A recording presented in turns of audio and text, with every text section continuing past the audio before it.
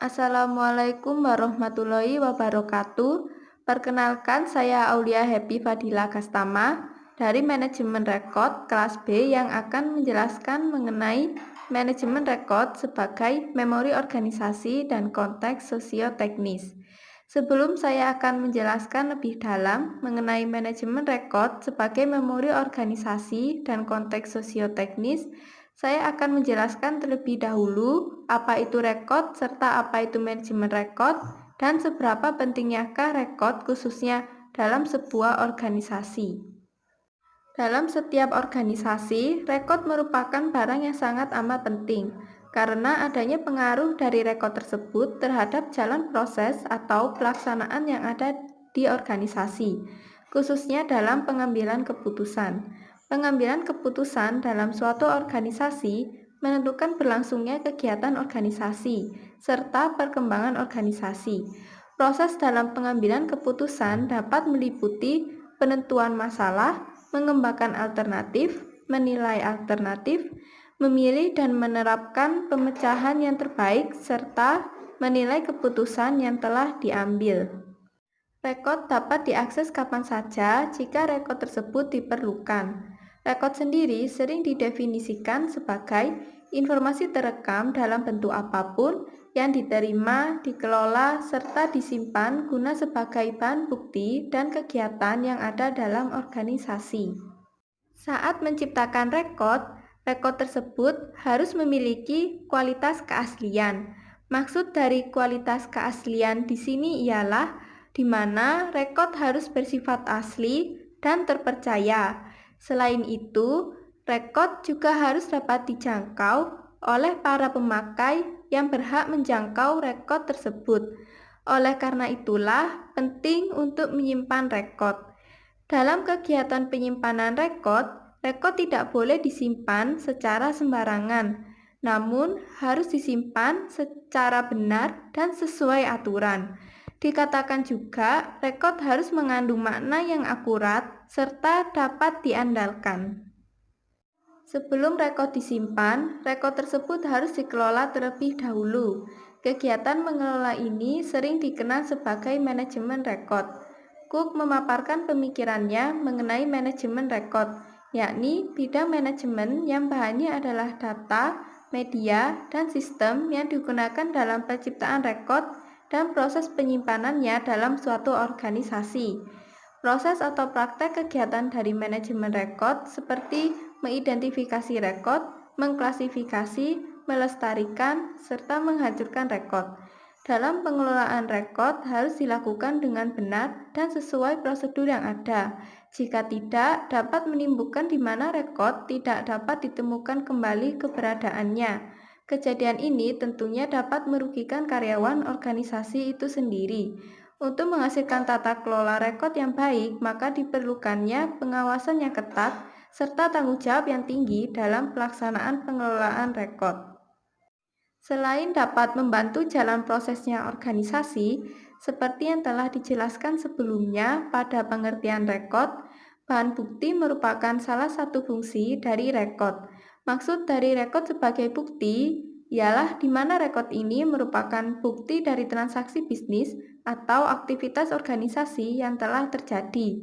Hal ini berarti rekod harus dipertahankan karena memiliki nilai yang berkelanjutan sebagai bahan pembuktian. Contoh dalam kehidupan sehari-hari atau contoh sederhananya dari rekod sebagai bukti ini seperti sertifikat, ijazah kelulusan, transaksi pembelian, dan sebagainya. Manusia selalu memerlukan catatan ataupun rekaman hasil dari kegiatannya. Rekaman atau catatan hasil kegiatan inilah yang disebut rekod sebagai memori. Begitu juga di dalam organisasi. Pada setiap proses kegiatan, pasti terdapat catatan hasil dari kegiatan tersebut. Pada organisasi, umumnya hal ini disebut sebagai memori organisasi. Pengertian memori organisasi menurut Walsh dalam Stein yakni penyimpanan informasi dari sejarah organisasi yang dapat digunakan untuk menghasilkan keputusan saat ini. Berdasarkan definisi ini, rekod sebagai memori organisasi berarti rekod yang berisikan hasil keputusan di masa lalu, masih dapat dipergunakan untuk mengambil keputusan pada saat ini ataupun masa yang akan datang. Kemudian, Stein memperluas definisi tersebut yang menyatakan bahwa adanya akibat dari penggunaan memori organisasi, yaitu terjadinya peningkatan atau penurunan tingkat keefektifan organisasi, seperti mengasah kompetensi inti, meningkatkan pembelajaran organisasi, meningkatkan kemandirian, serta menurunkan biaya transaksi. Selanjutnya, memori organisasi terdiri atas yang pertama, data dan informasi sebelumnya. Yang kedua, semua dokumentasi yang dibuat secara internal terkait dengan aktivitas organisasi. Yang ketiga, materi referensi yang diterbitkan relevan. Dan yang keempat, pengetahuan yang diciptakan institusi. Tanpa adanya rekod dalam suatu organisasi, maka organisasi tersebut tentunya tidak akan memiliki memori organisasi, sehingga organisasi tidak dapat menjalankan serta merumuskan kegiatan organisasinya dengan baik. Kurangnya dokumentasi dikatakan sebagai salah satu hilangnya suatu memori. Hal ini berarti organisasi telah mengalami kegagalan dalam mendokumentasikan kegiatan dalam sebuah organisasi.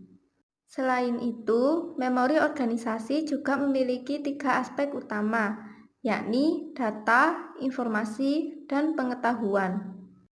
Adapun proses dari memori organisasi, di mana diawali dengan mendapatkan suatu pengetahuan yang dihasilkan dari proses pembelajaran, yang kemudian pengetahuan tersebut disimpan dengan benar agar dapat diperlukan kembali. Pada umumnya diperlukan untuk mendukung pengambilan keputusan ataupun mengatasi suatu masalah. Kemudian, rekod sebagai memori organisasi diperlukan karena untuk mengingat kembali apa yang sudah dilakukan maupun diputuskan pada masa lalu. Contohnya seperti setiap karyawan dalam organisasi pasti memiliki ingatan yang terbatas.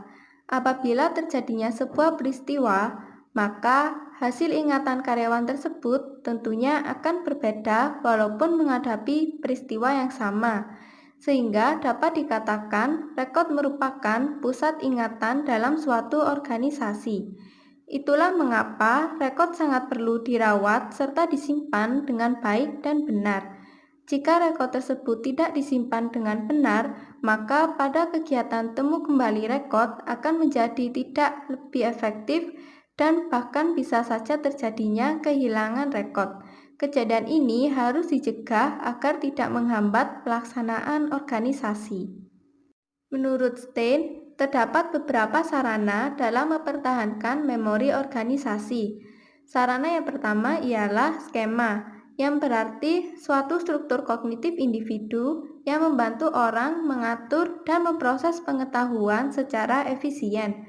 Yang kedua ialah skrip, di mana menggambarkan urutan kejadian pada situasi yang lazim. Selanjutnya, sarana yang terakhir ialah sistem. Sistem di sini berarti kumpulan elemen-elemen yang saling terkait dan terhubung baik secara langsung maupun tidak langsung.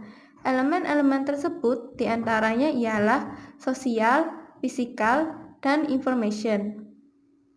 Terdapat pula 6 tempat penyimpanan memori organisasi menurut Walsh and Ungson dalam Rahman. 6 diantaranya ialah yang pertama individu, yang berupa catatan ataupun rekaman yang berhubungan dengannya. Yang kedua budaya, berupa cara belajar, mempersepsikan, berpikir, dan merasakan sesuatu. Yang ketiga perubahan atau logika yang menuntun perubahan masukan seperti bahan mentah, tenaga baru, maupun klaim asuransi ke dalam bentuk keluaran. Misalnya produk akhir, orang perusahaan yang berpengalaman, serta pembayaran asuransi. Tempat penyimpanan memori organisasi yang keempat adalah struktur, yaitu peran dan perilaku yang diharapkan.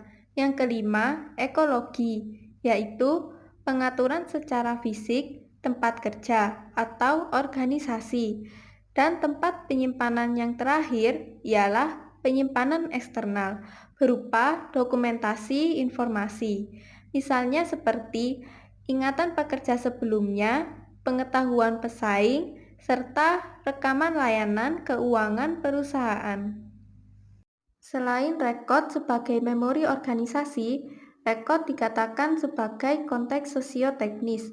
Pada saat ini, teknologi informasi tidak dapat dipisahkan dari organisasi sosial, atau dapat dikatakan bahwa teknologi dan organisasi sosial merupakan satu kesatuan. Menurut Mumford, pandangan sosioteknis tidak dapat dilepaskan dari kajian-kajian tentang situasi di tempat kerja yang sudah berkembang sebelum ada penggunaan komputer dalam suatu organisasi.